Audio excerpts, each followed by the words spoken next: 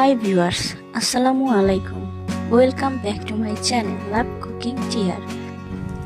আজকের আয়োজনে আমি নিয়ে এলাম মাটন কষা বা খাসির মাংসের ভুনা। বিয়ে বাড়িতে যেভাবে রান্না করা হয় আজকে আমি সেভাবে করে শেয়ার করছি। আশা করছি আপনাদের কাছে রেসিপিটা ভালো লাগবে।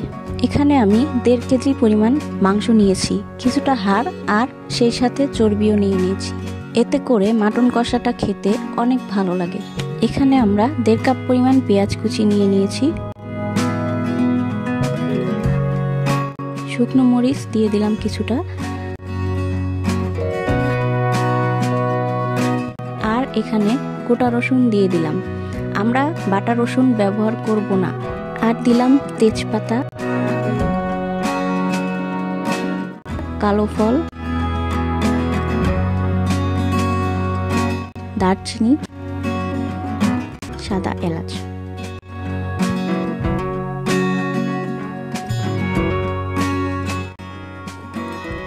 আদা বাটা 3 চামচ, জিরা বাটা 2 চামচ,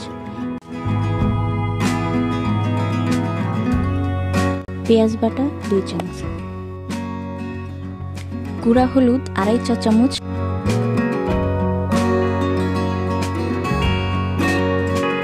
লবণ স্বাদ মতো,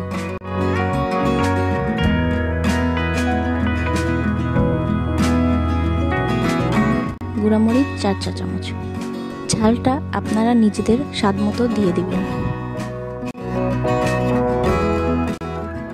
আর এখানে সয়াবিন তেল দিয়ে দিলাম 1 কাপ পরিমাণ।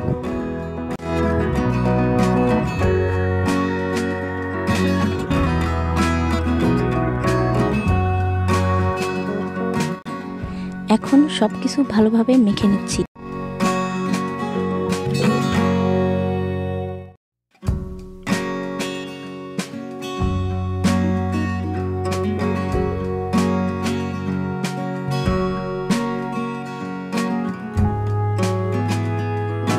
এবার মাংসটাকে আমরা কড়াইয়ে দিয়ে দিলাম।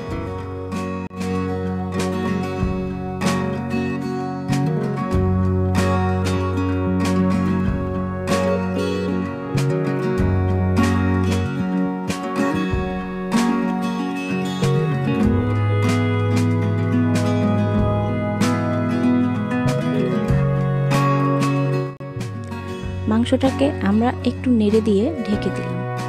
এখন মাংসটাকে আমরা কষিয়ে নেব। চলে এলাম 20 মিনিট পরে। আপনারা দেখতেই পাচ্ছেন মাংসটা থেকে অনেকটা পরিমাণ পানি বের হয়েছে। আমরা এই পানিতেই মাংসটা রান্না করে নেব, আর এখানে এক্সট্রা কোনো পানি ব্যবহার করব না। আপনারা চাইলে এখানে পানি ব্যবহার করতে পারবেন। এই মাংসটা সিদ্ধ করতে আমার কোনো পানি লাগেনি।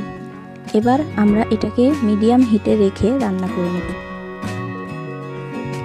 মাঝখানে আমি মাংসটা একটু নেড়ে দিলাম যেন লেগে না যায়। আমার রান্না করা মাংসটা খুব ভালোভাবে সিদ্ধ হয়ে গেছে। আমি অফ ক্যামেরায় সেটা চেক করে নিয়েছি।